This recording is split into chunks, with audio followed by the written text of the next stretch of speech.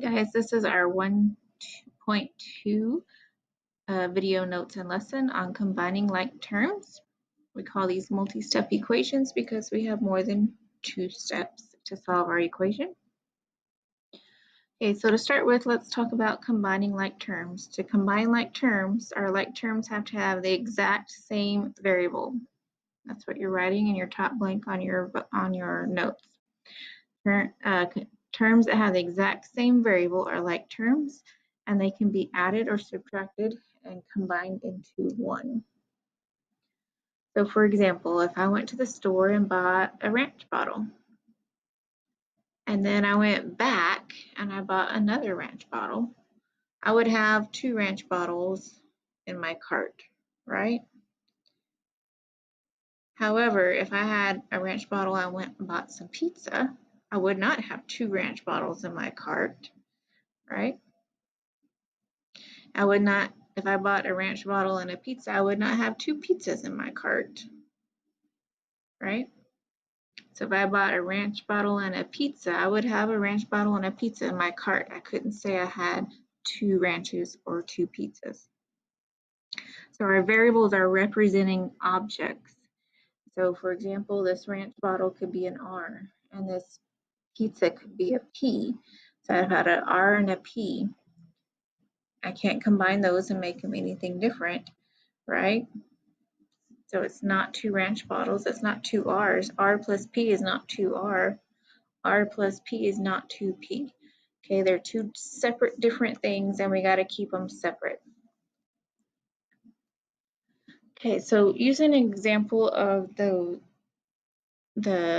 act of kindness that we saw earlier, I have this yarn and I'm crocheting 100 wash rags to add to a Girl Scout donation. And for example, maybe I am, switching screens so I can write for you.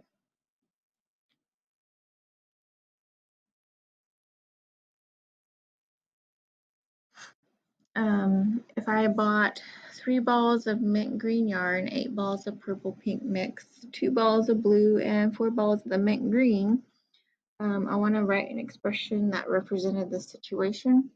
So to write an expression, we got to look at our variables and decide what variable would best represent that object in real life, right? So these are all yarn. I can't use Y because it's all yarn, but what's different about them is their colors. So I'm going to use variables that represent their colors. So first I'm buying 3 balls of mint green. Now you only want 1 letter for 1 variable. So instead of mint green, I'm just going to call it green. I'm going to make a G for the green. Then I had 8 balls of the purple pink. So purple pink both start with P. I'm adding 8 balls of pink and purple in my cart, right? And then I bought 2 balls of blue. So I'm adding 2 blue in my yarn or in my cart. And then I also had 4 of the mint green. Remember, we're just using 1 letter for each different type. So I'm going to call it G for green again. Okay, so to simplify it, I bought 3 balls of green and then I went back and I bought 4 balls. I can simplify that and say I have 3 plus 4, which is 7 balls of green in my cart. But I still have 8 balls of purple and I still have 2 balls of blue yarn. Okay, so there's our simplified expression where we combined like terms. We had green balls of yarn and we put those together.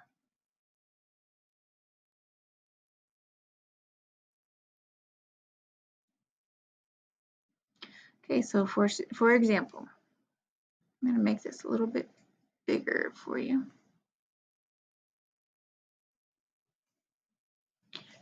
Okay, for example,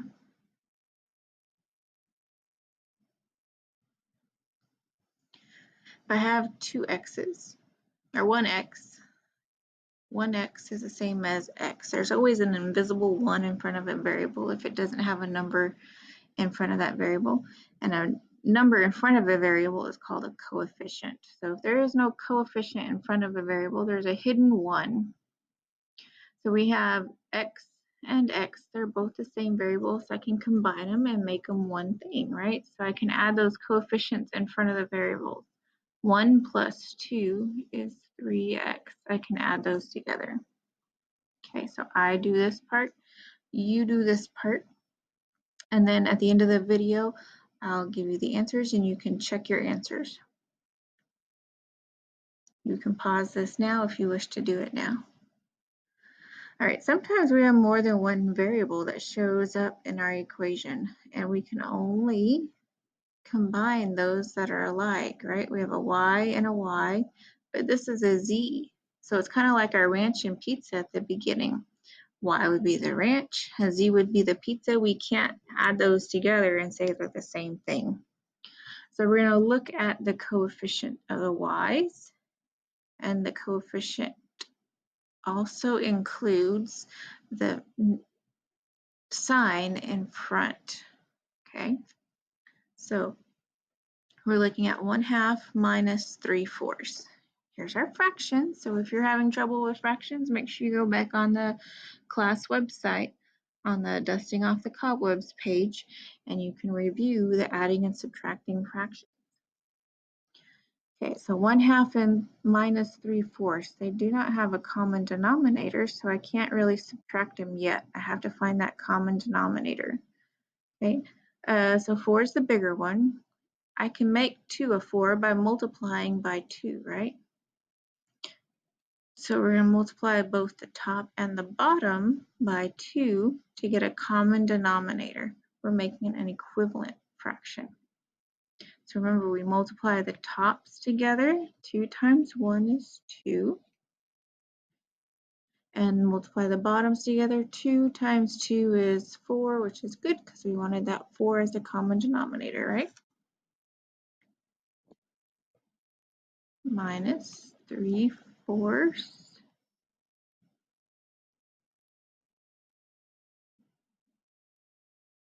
y. And then we still have the plus 7/8. Sorry, I'm working on getting this pin fixed so we don't have such technical difficulties in these videos. Okay, so now we have common denominators and we can go ahead and subtract this here. So when they have common denominators, we're just gonna do subtract the numerators. 2 minus 3 is another word for equals, right? 2 minus 3 is -1.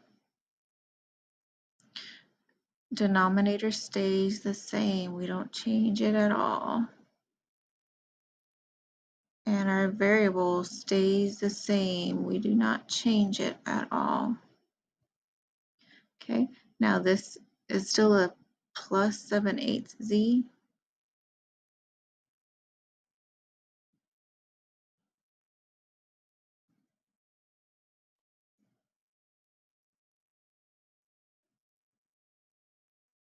Okay. Y and z are completely different, so we can't put them together, and this is the answer right here. We have y's and z's. All right, so here you have an example with decimals, and you get to practice adding and subtracting with decimals. And hint, don't forget you're only adding and subtracting those that have the same variable, right? So p's can be added or subtracted to p, r cannot be added or subtracted to p. Since you have two variables, you should have two terms in your answer, just like we did here. We have one term here and another term here. Our terms are separated by the pluses and minuses. All right, so you do this problem, and then at the end, I will give you the correct answers, and you can check your answer. Ask questions if you get them wrong in class. Be sure to come to our small group session. All right, our last problem. Here we have parentheses, but we're adding these two different sets of parentheses. So really our parentheses is just extra information here. We can drop those parentheses and have the same thing as what we had up above. Okay, so we're adding or subtracting just our like terms. Our like terms here is x, 7x, and a 3x. Okay, so we're taking 7x and we're adding, because we're going to take the sign in front as well. 7x plus 3x gives us 10x.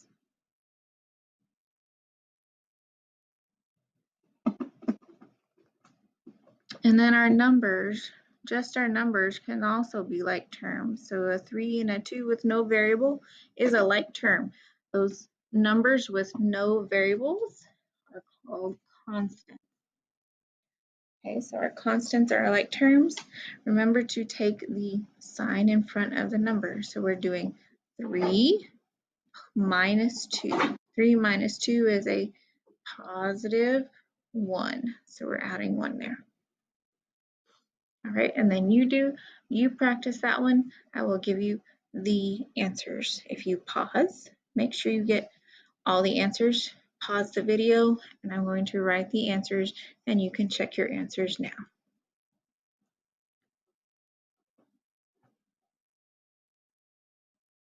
9M.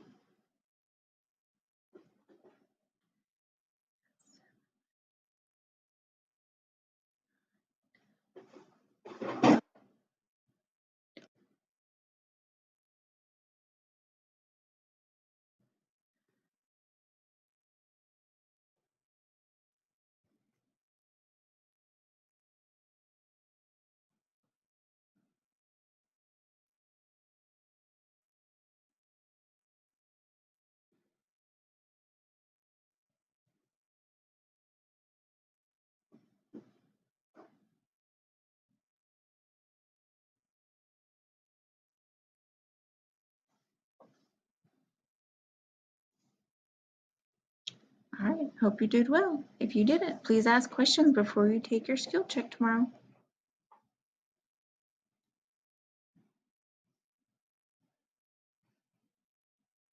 All right, now to give you a real life example. How would we use this in real life?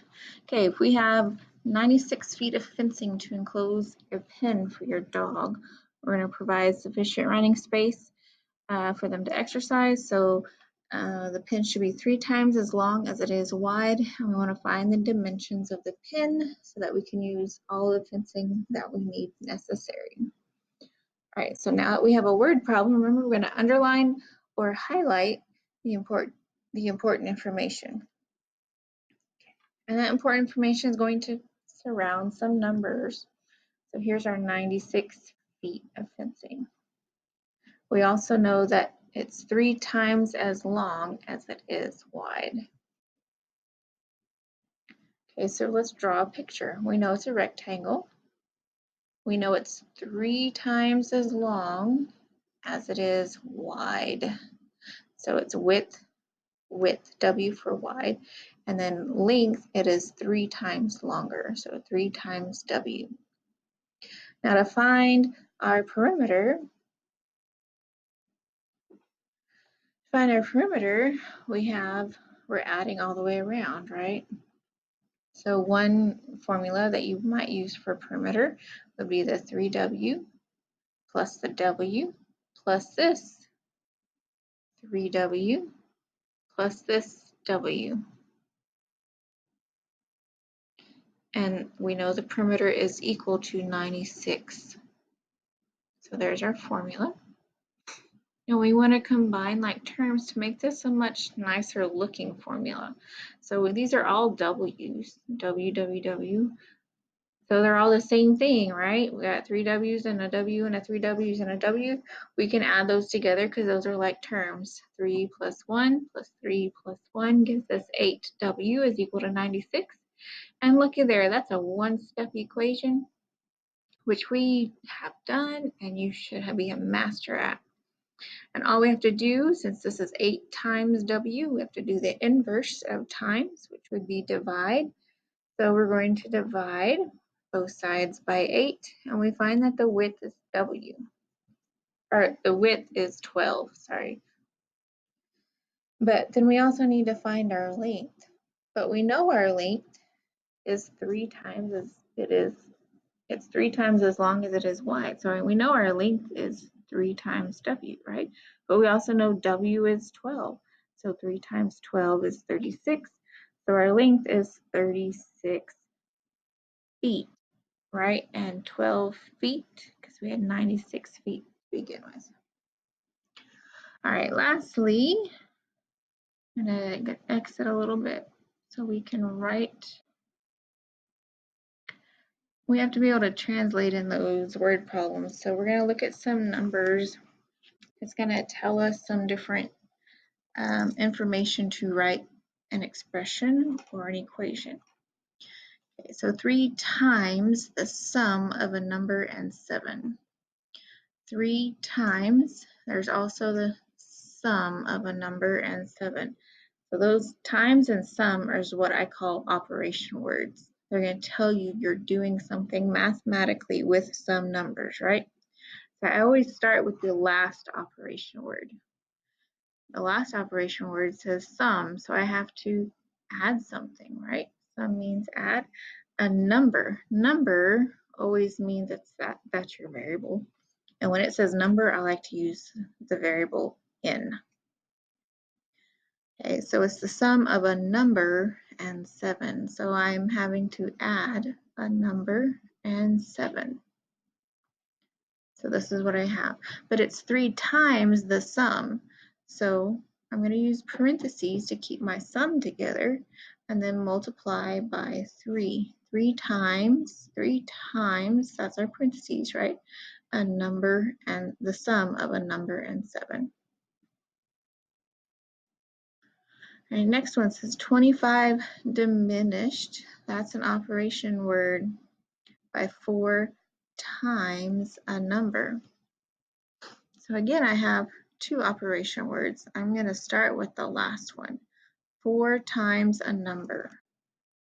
4 times a number in number always means that's our variable, and I like to use the variable in when it says number. You might use X or Y or any other letter that you want. Okay, so 4 times in. Remember, multiplication is implied between that coefficient and the variable. So that's all I have to write. Then I also have this word diminished, right? 25 is diminished by. Diminished means it's subtracting, right? So we have 25 diminished by 4n. And notice I worked backwards, so I did this one first, and then I had to write something in front because this came first, right? So I did this one first, and then I had to write something in front because of the other operation. All right, last one, 25 increased by 4 times a number. So here's our operation words, increased and times. Times would be multiply, right? And that's our last operation word, so we're starting there. 4 times a number, gonna look just like it was before, 4n, because there's that implied multiplication there. And then increased means we're going to add, right? Remember, I'm doing it backwards, so I got to do it in front of 25 was increased by 4 times the number.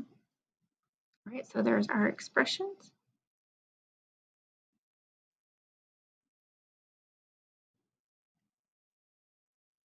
All right, lastly, you have some practice problems.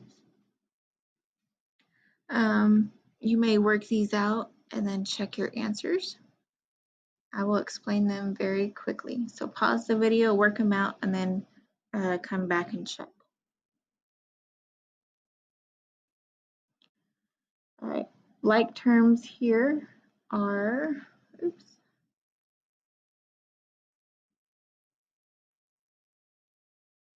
My -4 and my -3. They're both constants, right? So remember, I'm taking the sign in front of both of those terms. My variable is minus 5m. I didn't change it at all, or negative 5m. And then I'm looking at that sign in front of the 4, negative 4 minus 3. Negative 4 minus 3, they're both negatives. So I'm going to add them and keep the negative sign. So that's minus 7 or negative 7 is equal to 13. Now I'm going to solve for m. Here's a two-step equation now. There's my variable. I want to start with what's attached to the variable. The opposite of minus is plus. So I'm adding 7 on both sides to keep it equal. Minus 5 or negative 5m comes down. Minus negative 7 plus 7 becomes 0. It cancels out. 13 plus 7 is 20.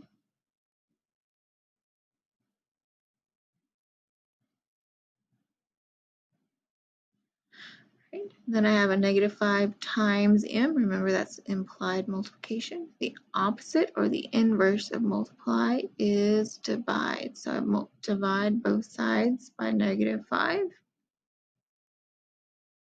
20 divided by negative 5,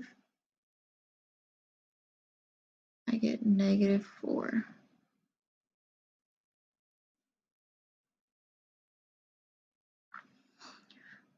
All right, number 2. Here's my variable. I multiplied it by 2. I added 1, and then I divided. So the last operation that was done was this divide by 3. So the first thing I need to undo is division. The opposite or the inverse of division is multiplication. So I'm multiplying both sides by 3.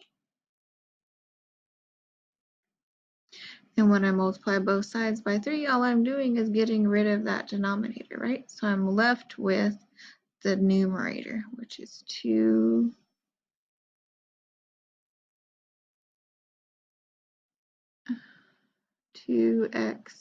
plus 1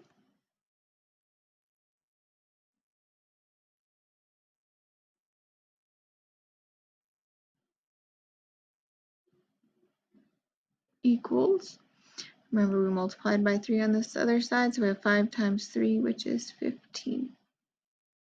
Then I have a two-step equation I need to solve. There's my variable. What's attached is a plus 1. Opposite would be minus 1 on both sides. Bring down my 2x. 1 minus 1 cancels. That makes a 0. 15 minus 1 is 14. 2 times x is implied multiplication. Opposite of times would be divide. 14 divided by 2 is 7. Let's switch colors real quick. Okay, number 3. I have a 3x plus 2 minus 5x equals 10. So on the same side of the equation, I have a 3x and a minus 5x, right? Remember to take that term, the sign in front of the term is part of the term. So I'm going to do 3x minus 5x. 3 minus 5 is negative 2x. Then I still have this plus 2 in the middle there that I haven't used. I got to bring it down. Can't leave them out. And then my equal sign comes down. I didn't change anything on the other side. 10 has to come down. And then I still have a two-step equation. So I'm starting with what's attached to my variable. Plus 2. The opposite would be minus 2 on both sides. Bring down my variable, the minus 2x or negative 2x. 2 minus 2 gives me a 0, so that cancels out. Bring down my equal. 10 minus 2 is 8. Now I have a number times x, so I'm going to divide because that's the opposite. Oops, I gotta have a negative, don't I? I have a -2, so it has to be a -2 on both sides there. So this cancels, and I get x is equal to 8 divided by -2. 4. I got one negative, so my answer is negative.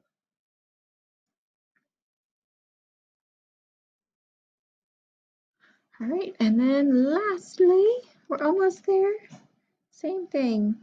We have a -2 is equal to -3x plus 2 plus 7. So I'm looking at my variable. I have an x and an x. I want to bring them together. Now on this left-hand side, my -2 stays the same. I didn't change it, but I do want to bring these x's together, right? A -3 plus 7. Negative and a positive, they're different signs, so we're going to subtract the numbers. 7 minus 3 is 4, right? 7 is bigger than 3, so we're going to take the sign of the 7, it's positive. So we have a positive 4x. And then don't forget that plus 2 in the middle, we can't forget him. Okay, we have a two-step equation. There's my variable. I want to start with my variable. The other plus 2, the opposite would be minus 2.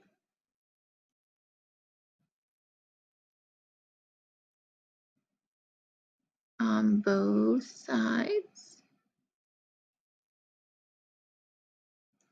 -2 minus 2. Now don't let these integers trip you up, right? Negative and a negative, they're the same. So we add them together, we get 4. Since we're adding, they keep the sign, -4. Bring down my equals, bring down the 4x. 2 minus 2 cancels, so that goes away. It's a 0, so it cancels. All right, here's my x. I'm dividing by that number with x. +4 on both sides of the equation. -4 divided by 4 gives me a -1 equals x. All right. If you have any questions, please come prepared to ask tomorrow. You have the opportunity for a small group before you take your skill check, and be ready with your notes.